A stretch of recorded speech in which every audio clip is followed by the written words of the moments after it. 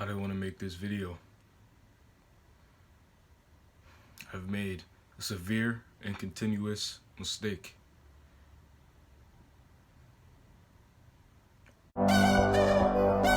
Hey, what's up guys? MOG Clips here, back again with another video. And today, we're watching another animation story, once again, back to back.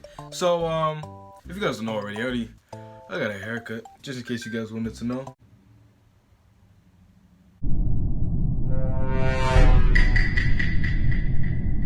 But anyway, in this totally real story, this girl gets kidnapped her whole life, and she doesn't know till she meets her real family that she got kidnapped from.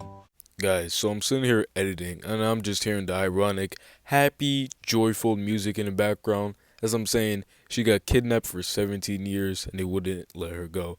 I know the story's fake and all, but that just makes it so much better. Which is definitely real, by the way. Shout out to My Story Animated and Life Diary. Don't copyright claim me. Thank you. Oh yeah, if you don't know already, your mom's clapped. But yeah, I'm definitely, it's exactly 10 minutes long. They want that bag. I don't, so I'm gonna cut it down. If I have a 40-second video, that would be the best. I'm gonna cut that thing down. If some things don't make sense, I'll try my best to explain. And as always, let's get right into the video.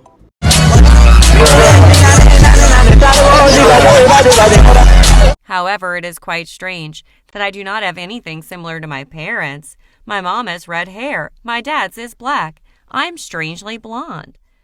Well then, you figured it out. Should we tell her? Well then, you're adopted then. My parents have brown eyes, but I have blue eyes. In addition, my parents treat me very hard, as I think very often whether I am just an adopted child. And I think about all kinds of reasons why my parents would adopt me. But even my most paranoid thoughts are nothing to compare with the truth. What's that? Do I smell a foreshadow? Foreshadowing in the beginning of a story. What could possibly be worse? Your mom. Me, Maddie, and her parents sat on the dining table together. The atmosphere was warm, and that was the first time I felt it was a family dinner, even though I had dinner with my parents. Okay, before we continue, little backstory.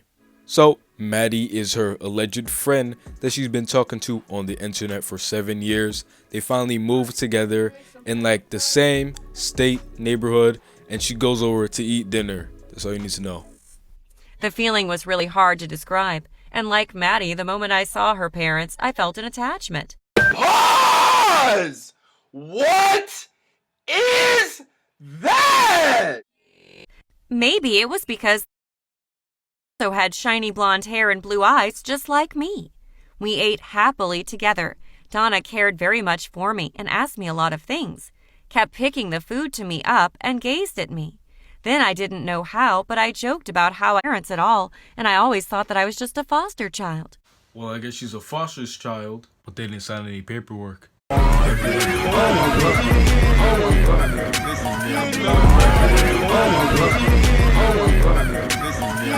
Really?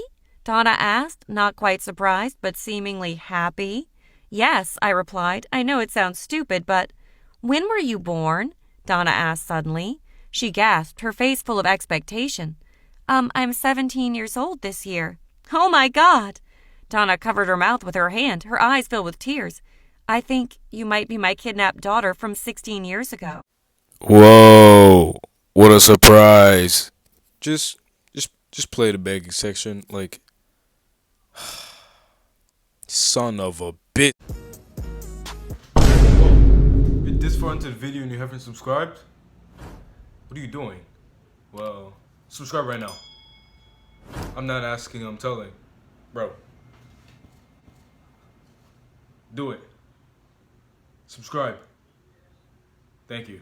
Now, let's go. Let's get back into the video. Oh my God, what? I was blankly. Maddie was not getting better either. Kidnapped? What? Maddie's father sighed, gently stroking Donna's back. Daughter, I have an older sister.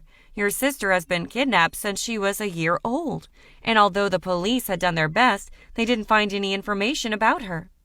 It's not possible. I stood up and ran out. Lilith, Lilith! I heard the call, but I honestly couldn't tell whose the voice was. What's that gonna do, huh? What is that gonna do? So you have all this evidence pointing to your parents are kidnappers, to your parents look nothing like you. You find a family saying they have a kidnapped daughter and they all look exactly like you, and your first reaction is to run back to them. I ran outside and hurriedly took a taxi cab back home. Sitting in the taxi, my body was still shaking. I went home, looking at the unfamiliar apartment with cold, dark lights, finally unable to hold back tears. I got under the blanket. Oh, I'm telling you, the animators really gave up on this one. It was like, no one's gonna watch the full thing unless people are just gonna react to it, so let's give them more content to react to. They really did not care whatsoever. It was like, do anything, it doesn't matter if it looks good or not. We just want attention so we can get more money. Let's go. Crying all night, ignoring my cell phone ringing repeatedly. The next morning I turned on my phone and saw Minnie missed Maddie's calls. I called her to apologize, but when I called back, the first thing Maddie told me was, "Could you please try a DNA test? Last night me and my parents talked a lot. My mother believes you are her daughter. She said that she has felt it since she saw you the first time. Even if the result is incorrect, at least she has a sure answer." I agreed. I couldn't deny that I also felt a special connection to them too. That morning, Maddie and Maddie's parents drove to me. We had a silent trip to the hospital, but Donna kept looking at me and there were tears rolling down nonstop. Donna and I did DNA test and waited for the results. Donna sat next to me, gently taking my hand, and I felt very peaceful. The doctor came out with the result sheet. Donna quickly got up and took it and opened it to see. As soon as she finished reading, she immediately burst into tears and hugged me. You are the father. My daughter, I finally found you. I hugged her. I didn't know why. I couldn't stop crying too. After certain results were obtained, Maddie's father, who was also my biological father, immediately called the police. They took me home. We confided a lot, and that evening, the police called again to say that they had arrested 2 people I had been calling my parents for 17 years. I am very worried. Even though they treated me very coldly, they are still the one who raised me for 17 years. Oh yeah. Fair enough. Yeah, they may have kidnapped her and all that, treated her harshly, but they did raise her. Shut up, man! They kidnapped you, man! Shut up! I hope they are okay.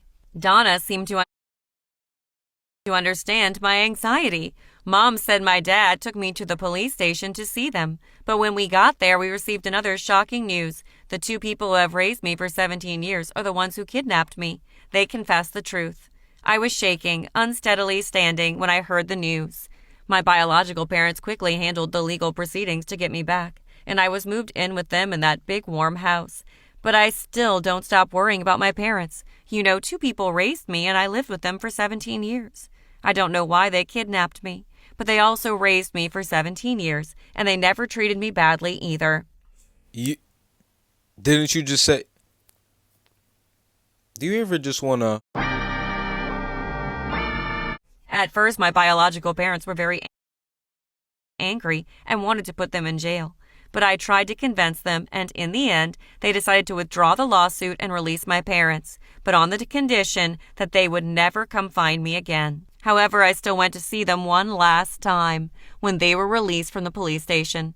I looked at them from a distance, and the 2 of them looked at me as well. I really wanted to give them one last hug, but we have never hugged each other for many years. The distance between us is too great despite living together. I felt very shy. They saw me, looked at my biological parents behind me, then just nodded their heads and walked away. And since that day, I never really saw them again. Shh! You know what? Enough of this idiot. On that note, guys, I'm ending the video here. If you guys enjoyed, be sure to hit that like button. And as always, catch you on the flip side. Until next time.